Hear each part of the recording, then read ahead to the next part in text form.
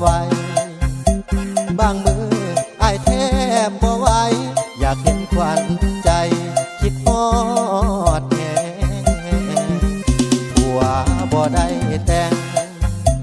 ก็คือตำแหน่งผัวน้อยชีวิตพาแต่จอบลอยตำแหน่งผัวน้อยมันน่าสงสารใจโจดใจจ่อมือใดเด้น้อสิลอยผัวมาสวรรค์สร้างบ่เมตตาให้ผู้ขามาเป็นสำมองอยู่กับผัวสองผัวห้องน้องเป็นจังใด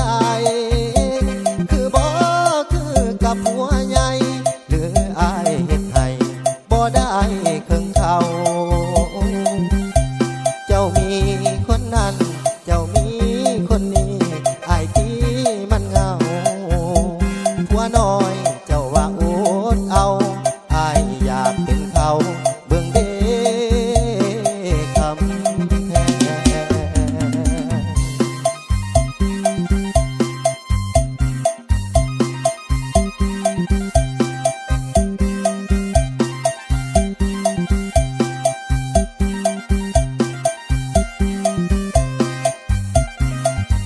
ผัวบ่ได้แต่งก็คือตำแหน่งผัวน้อยชีวิตขาดแต่จอบลอย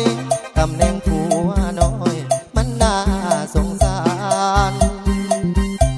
ใจโจดใจจ่อมือใดเด้น้อสิลอยผัวมา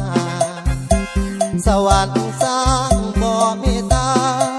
ให้ผู้ขามาเป็นสำรองอยู่กับผัวสองผัวห้องน้องเป็นจังใดคือบ่คือกับผัวใหญ่หรืออายเฮ็ดให้บ่ได้ครึ่งเขาเจ้ามีคนนั้นเจ้ามีคนนี้อายที่มันเหงาผัวน้อยเจ้าว่าอดเอาอาย